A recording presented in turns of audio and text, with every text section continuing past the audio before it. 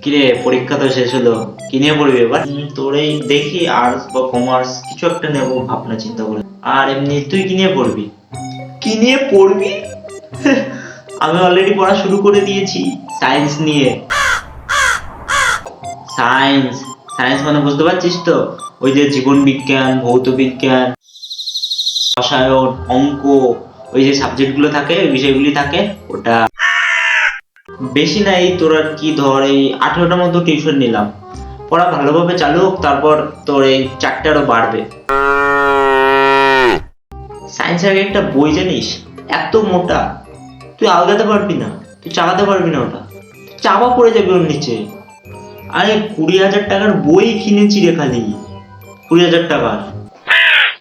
আর এগুলো পড়ার সাথে সাথে নিট, ইউপিএসসি, আইআইটি এগুলো অ্যাডভান্সে করে রাখছি। আর করতে তো হবেই, করে রাখছি অ্যাডভান্সে, কিছুই তো ফেলে রাখতে নেই। তুই তো টেস্টে, আমার যতদূর মনে পড়ে, দুটো সাবজেক্টে ফেল করেছিলি, একটা বাংলাতে আর ইংরেজিতে। আর বাকি সাবজেক্টগুলোতে 17-18 করে পেয়েছিলি আমার যতদূর মনে পড়ে।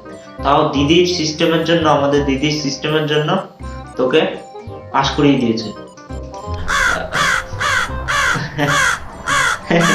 আচ্ছা ভাই, আসি হ্যাঁ তাহলে। বুঝতে তো পারছিস, মানে ফেচকা স্যার আর ফকির করিম সাহ স্যারের পড়া আছে। আসছি আবার।